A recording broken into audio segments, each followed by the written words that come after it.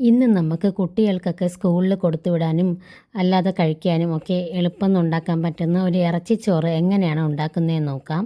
വളരെ സിമ്പിളാണ് ഇത് ഉണ്ടാക്കാനായിട്ട്. ബിരിയാണി ഉണ്ടാക്കുന്നത് പോലെ യാതൊരു ബുദ്ധിമുട്ടുമില്ല. അതിനായിട്ട് ഒരു കുക്കറിലോട്ട് നമ്മൾ 3 ടേബിൾ സ്പൂൺ ഓയിൽ ചേർത്ത് കൊടുക്കാം. എന്നിട്ടൊരു 2 സവാള ചേർത്ത് കൊടുക്കാം. 2 വലിയ സൈസ് സവാളയാണ് ഞാൻ ചേർത്തിരിക്കുന്നത്. കുഞ്ഞു സവാളയാണെങ്കിൽ നിങ്ങൾക്ക് 3 ചേർത്ത് കൊടുക്കാം. അത് നന്നായിട്ട് ബ്രൗൺ നിറമായി വരുമ്പോഴത്തേക്ക് നമുക്കിതിലോട്ട് 1 ടേബിൾ സ്പൂൺ ഇഞ്ചി വെളുത്തുള്ളി പേസ്റ്റ് ചേർത്ത് കൊടുക്കാം. എന്നിട്ട് അതിൻ്റെ പച്ചമണം മാറുന്നത് വരെ നമുക്കൊന്ന് വഴറ്റി കൊടുക്കാം.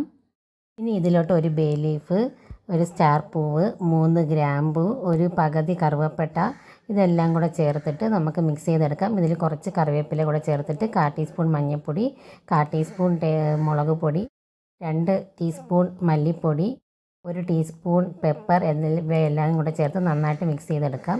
ഇതിലോട്ട് ഒരു തക്കാളി കൂടെ ചേർത്ത് നമുക്ക് നന്നായിട്ട് ഉടച്ചെടുക്കാം. ഇതിലോട്ട് ശകലം മല്ലിയില കൂടെ അരിഞ്ഞ് ചേർക്കാം. ഇനി നമുക്ക് ഈ ചിക്കനും കൂടെ ചേർത്ത് ഒന്ന് നന്നായിട്ട് മിക്സ് ചെയ്തെടുക്കണം. ഈ മസാല എല്ലാം ഈ ചിക്കനിലോട്ട് നന്നായിട്ട് പിടിക്കണം. ആ രീതിയിൽ ഒന്ന് മിക്സ് ചെയ്തെടുക്കാം. തക്കാളി നന്നായിട്ട് വെന്ത് ഉടങ്ങിയതിന് ശേഷമാണ് നമുക്ക് മല്ലിയില ചേർത്ത് കൊടുക്കാനുള്ളത്. അത് നിങ്ങൾ പ്രത്യേകം ശ്രദ്ധിക്കുക. ഇനി ചിക്കനൊക്കെ നമുക്ക് നന്നായിട്ട് മിക്സ് ചെയ്തതിന് ശേഷം ഇതിലോട്ട് അല്പം വെള്ളം ഒഴിച്ച് കൊടുത്തിട്ട് നമുക്കൊരു 5-6 മിനിറ്റ് നമുക്ക് കുക്ക് ചെയ്തെടുക്കാം. അടച്ച് വെച്ച് കുക്ക് ചെയ്യാം. ഇടയ്ക്കിടയ്ക്ക് ഇളക്കി കൊടുക്കാൻ മറക്കരുത്. ഇതിലല്പം വെള്ളം ബാക്കിയുണ്ട്. നമുക്കത് കൂടെ നന്നായിട്ട് വറ്റിച്ചെടുക്കാം. വറ്റിച്ചെടുത്തതിന് ശേഷം ഞാൻ 2 കപ്പ് ബസുമതി റൈസ് ഇവിടെ ചേർത്തിട്ടുണ്ട്. നന്നായിട്ട് കഴുകിയെടുത്ത 2 കപ്പ് ബസുമതി റൈസ് ചേർക്കുക. 2 കപ്പ് ബസുമതി റൈസിന് 3 കപ്പ് വെള്ളം നമുക്ക് ചേർത്ത് കൊടുക്കാം.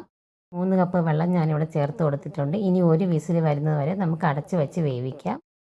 നമ്മുടെ റൈസ് ഇവിടെ പെർഫെക്റ്റായിട്ട് കുക്കായി വന്നിട്ടുണ്ട്. ഞാൻ 3 കപ്പ് വെള്ളം ഫുള്ളായിട്ട് ഒഴിച്ച് കൊടുത്തിട്ടില്ല കേട്ടോ. ചിലപ്പം കുഴഞ്ഞാലോ എന്ന് വിചാരിച്ചിട്ട് ഞാൻ അല്പം കുറച്ചിട്ടാണ് ഒഴിച്ച് കൊടുത്തത്. വളരെ കുറച്ച് മാത്രമേ ഞാൻ കുറച്ചിട്ടുള്ളൂ. 3 കപ്പിലെ വെള്ളത്തിൽ ഒരു ശകലം കുറച്ചിട്ട് ഞാൻ ഒഴിച്ച് കൊടുത്തു. ഇതുപോലെ നല്ല പെർഫെക്റ്റായിട്ടുള്ള ഇറച്ചിച്ചോറ് ഇവിടെ റെഡി ആയിട്ടുണ്ട്. ഒട്ടും ഒട്ടിപ്പിടിക്കുകയോ വെന്ത് കുഴയോ ഒന്നും ചെയ്തിട്ടില്ല. നമ്മളെ റൈസ് ഇവിടെ നന്നായിട്ട് കുക്കായി വരികയും ചെയ്തിട്ടുണ്ട്.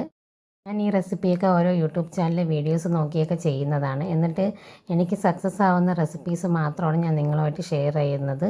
ഇത് വളരെ സക്സസ് ആയിട്ട് എനിക്ക് വന്നിട്ടുണ്ടായിരുന്നു. എൻ്റെ മോക്കൊക്കെ ഇത് ഒത്തിരി ഇഷ്ടപ്പെട്ടിട്ടുണ്ടായിരുന്നു.